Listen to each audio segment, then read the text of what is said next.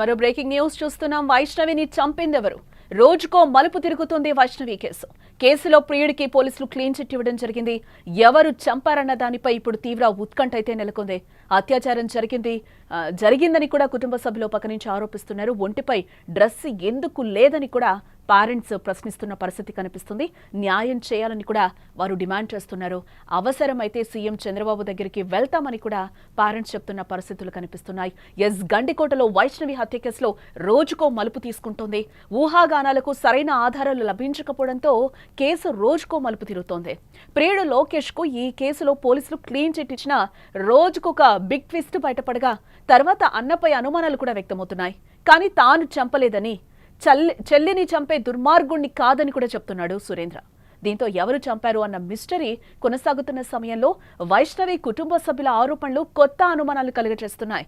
గండికోటలో యువతిపై ఎలాంటి అత్యాచారం జరగలేదని పోలీసులు చెప్పగా ఆమె తల్లిదండ్రులు మాత్రం అత్యాచారం జరిగిందని ఆరోపిస్తున్నారు. ఒంటిపై డ్రెస్సు ఎందుకు లేదని ప్రశ్నిస్తున్నారు. తమకు న్యాయం చేయాలని, అవసరమైతే సీఎం చంద్రబాబు వద్దకు వెళ్తామని కూడా పేరెంట్స్ చెప్తున్న పరిస్థితులు కనిపిస్తున్నాయి. ఒక్కసారి వారు ఏమంటున్నారో వారి మాటల్లోనే మనం వినే ప్రయత్నం చేద్దాం. ఒకసారి పాప రావలేదమ్మా పొద్దున్న నుంచి కాలేజ్ కంటే. ఫ్రెండ్స్ విచారించుకుంటే మాతో గండికోటకు పోతానని చెప్పిందన్నారు. ఆత్రంగా మా పాప కనిపించలేదని టెన్షన్లో మేము చేసిన మిస్టేక్ ఏంటంటే బాబుని ఒక్కడిని పంపించడం. మా పాప కనిపించలేదన్న ఆత్రంతో ఆ అబ్బాయి ఏం జరిగిందో అని వెళ్ళింటే నా కొడుకే నా కూతుర్ని చంపినా అని ఎంత నిర్దాక్షిణ్యంగా చెప్తారు సార్. అన్న చెల్లెని చంపుతాడా? ఎంత పరువు ప్రతిష్ట కోసము అయితే 4 ఏళ్ళు వేసుకుంటాం, తల్లిదండ్రులుగా కాదనట్లేదు. చంపేంత క్రూరత్వంగా దిగజారలేదు సార్. ఇంకా అది సొంత అన్న. పాప బట్టలు తీస్తాడా? అన్నగారు బట్టలు తీస్తారా? గొంతు బీసికి చంపేసినారా? అదే మీకు వచ్చిందా రిపోర్ట్స్లో? ఒప్పుకుంటా. పాప ఒంటి మీద కాళ్ళు, గాయాలు, ఇవన్నీ పోస్ట్ మార్టం వచ్చిన తర్వాత కదా మీరు మాట్లాడాలా. రేపు జరగలేదు, మేము కూడా ఒప్పుకుంటాము. మరి గాయాలు ఎట్టొచ్చే పిల్ల మీద? ఆ గాయాల కల కారణాలు చెప్పండి. మరి డ్రెస్సు లేకుండా లగ్నంగా ఎట్లా పడింది? ఏదన్నా చిన్న మిస్టేక్ మీ చెల్లెలు చేస్తే ఇంత దారుణంగా బట్టలు తీసి మరీ చంపుతారా? చెప్పండి. మేము అలాగే చేసుకుంటాము, మా ఇళ్ళలో ఇట్లా పద్ధతి ఉంది కాబట్టి మీరు కూడా అట్నే చేసినామని మాట్లాడతారా? మాట్లాడండి. కానీ దేవుడు అనేవాడు ఒకడు ఉంటాడు. నిజాలు తెలుస్తాయి. నా కూతురు ఎంత దుర్మార్గం, ఎంత దయనీయ పరిస్థితుల్లో చూసుకున్నామో మాకు తెలుసు. అలాంటి పరిస్థితే మేమే మాటలు పడుతున్నాం. మేమే మా పిల్లని చంపుకున్నాం అంటున్నాం. మా పిల్లను మేము ఎక్కడో గండికోటకు తీసుకుపోయి 10 మంది లగ్నంగా అంత చెప్పుకోవాల్సిన అవసరం లేదు. ఇంట్లోనే చేసుకునే వాళ్ళం. ఇంకేంటో న్యాయం చెప్పండి మీరు. మేము మాట్లాడింది వెయ్యండి. వేరేది ఎందుకు వేస్తున్నారు? మా బాధ చెప్పుకునేది మాకు న్యాయం జరగడం కోసమే కదా మేము మీకు చెప్పుకునేది. మరి న్యాయం జరగకపోగా మేమే దోషులమా? అన్ననా? చెల్లెళ్ళు ఎంక్వైరీ కోసం వెళ్ళి చూసుకునేందుకు అన్న చెల్లెల్ని చంపుతాడా? ఇక ఇదే అంశానికి సంబంధించిన మరింత సమాచారం మా ప్రతినిధి సుదర్శన్ అందించే ప్రయత్నం చేస్తారు. సుదర్శన్, ఇప్పుడు వైష్ణవి తల్లి ఏ విధంగా మాట్లాడిందో కూడా విన్నాం. అన్ననే చంపేస్తాడా? ఎలా చంపేస్తాడు? గొంతు పిసికి చంపాడంటే ఓకే, బట్ అమ్మాయిని చంపే టైంలో అమ్మాయి మీద బట్టలు లేవు, మేము చాలా దయనీయ పరిస్థితిలో మేము చూసాము నా కూతుర్ని అని కూడా తల్లి ఆవేదన వ్యక్తం చేస్తున్న పరిస్థితి కనిపిస్తుంది.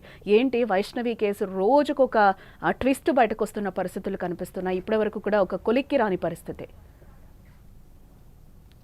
వైష్ణవి తల్లి మాట్లాడిన మాటల్లో కొంత న్యాయం ఉంది. ఎందుకంటే ఆమె ఏమంటుంది అంటే, మా బిడ్డను కోల్పోయాము, మాకు న్యాయం చేయండి అని అడుగుతుంటే న్యాయం చేయకపోగా పైగా మా మీదే అనుమానం వ్యక్తం చేయడాన్ని మేము జీర్ణించుకోలేకపోతున్నాము అని ఆమె ఆవేదన వ్యక్తం చేస్తుంది. అంతేకాకుండా విచారణ పూర్తి కాకముందే, విచారణ కొలిక్కి రాకముందే ప్రియుడికి వైష్ణవి మరణంతో, వైష్ణవి హత్యతో ఎలాంటి సంబంధం లేదు అంటూ పోలీసులు డిఐజీనే క్లీన్ చిట్ ఇవ్వడాన్ని ఇప్పుడు అమ్మాయి తల్లిదండ్రులు జీర్ణించుకోలేకపోతూ ఉన్నారు.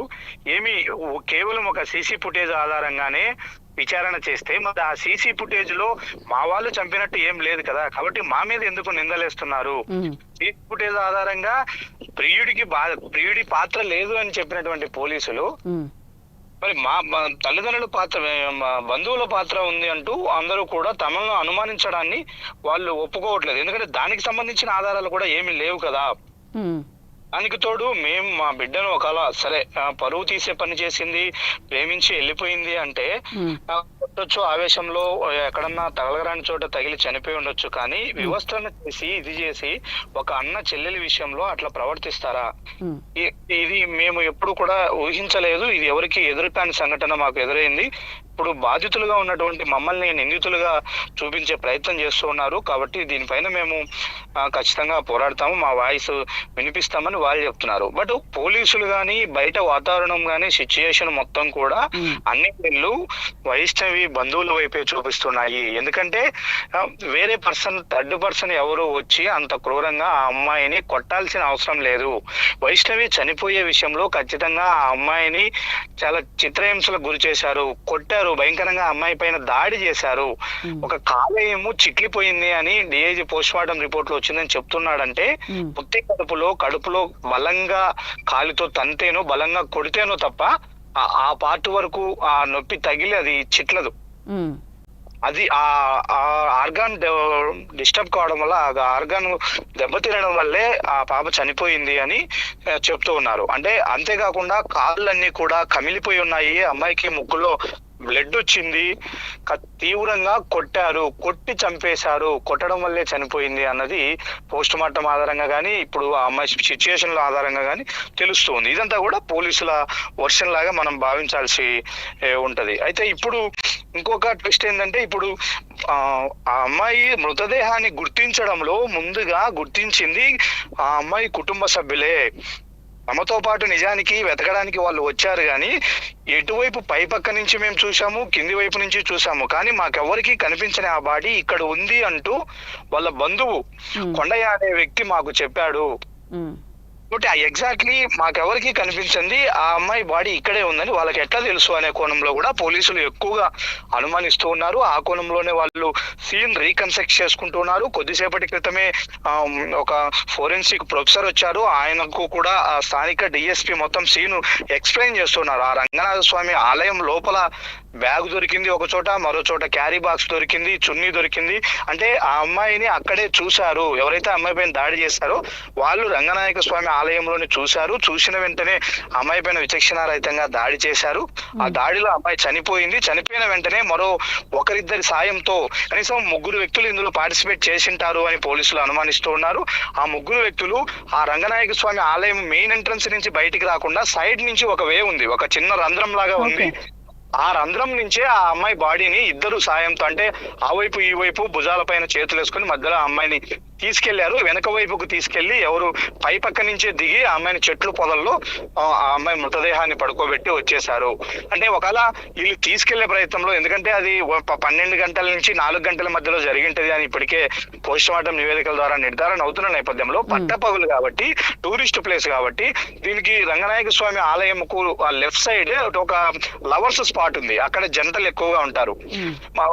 బై నేచర్ ఏంటంటే లవర్స్ స్పాట్ ఎక్కడన్నా ఉంటే ఒక అమ్మాయి అబ్బాయి కలిసి వెళ్తున్నారని దూరం నుంచి గుర్తించినా దగ్గర నుంచి గుర్తించినా వాళ్ళని ఎవరు గమనించడానికి కానీ డిస్టర్బ్ చేయడానికి కానీ ఇష్టపడరు. అదంతా కూడా అక్కడ ఉన్నటువంటి సిచ్యుయేషన్. కాబట్టి ఈ అమ్మాయిని అట్లా మధ్యలో చనిపోయినటువంటి అమ్మాయిని తీసుకెళ్లే ప్రయత్నంలో ఎవరైనా దూరం నుంచి చూసినా కూడా ఏదో అమ్మాయి అబ్బాయి కలిసి అటు వెళ్తున్నారు, చెట్ల మధ్యలోకి వెళ్తున్నారు, లోపలికి వెళ్తున్నారనే భావిస్తారు తప్ప ఎవరు ఫైండ్ అవుట్ చేయలేదు. ఒక మృతదేహాన్ని తీసుకెళ్తున్నారనే కోణంలో ఎవరు రియాక్ట్ కాలేదు. కాబట్టి ఎవరికంటా పడలేదు.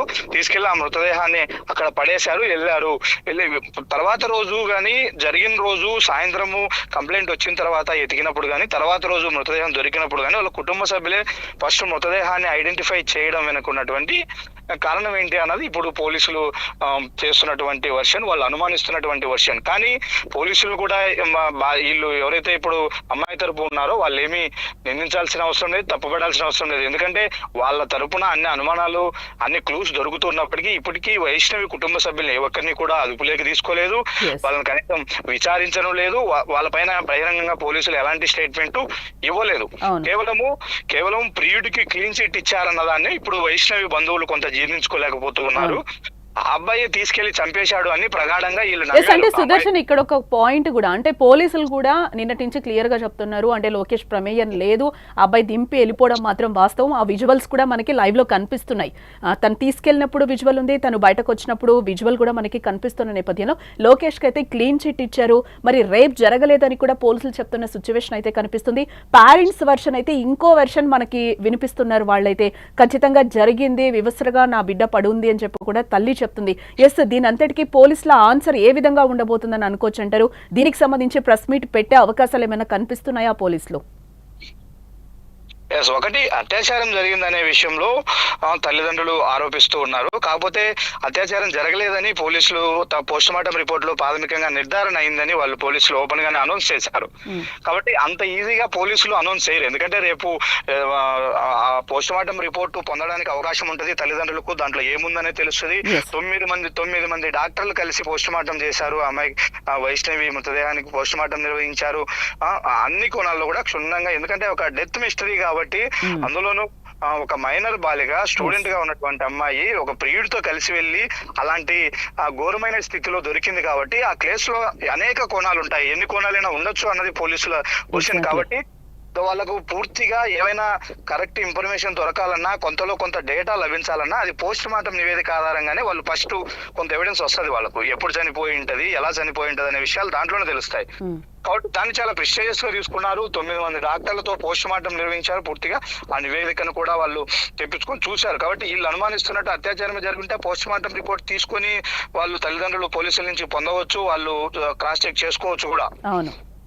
కాబట్టి ఎందుకంటే ఏదైనా ఒక కేసులో ఒక బాధితురాలకి ఇట్లా జరిగింది అట్లా జరిగిందని ముఖ్యంగా మీడియా వాళ్ళు కూడా అత్యుత్సాహంతో చెప్పేటప్పుడు పోలీసు పేరెంట్స్ అభ్యంతరం చెప్తారు. నిజానికి ఎందుకు మా అమ్మాయి విషయంలో అట్లా చెప్తూ ఉన్నారు, మా అమ్మాయి అలాంటి కాదు, అటెళ్ళింది ఇటెళ్ళింది అంటున్నారు, అత్యాచారం జరిగింది అంటున్నారు, ఇవన్నీ లేనిపోయినట్టు ఎందుకు సృష్టిస్తారు అనే వర్షన్ ఎక్కువగా వినిపిస్తూ ఉంటది, మనం కూడా చూస్తూ ఉంటాం.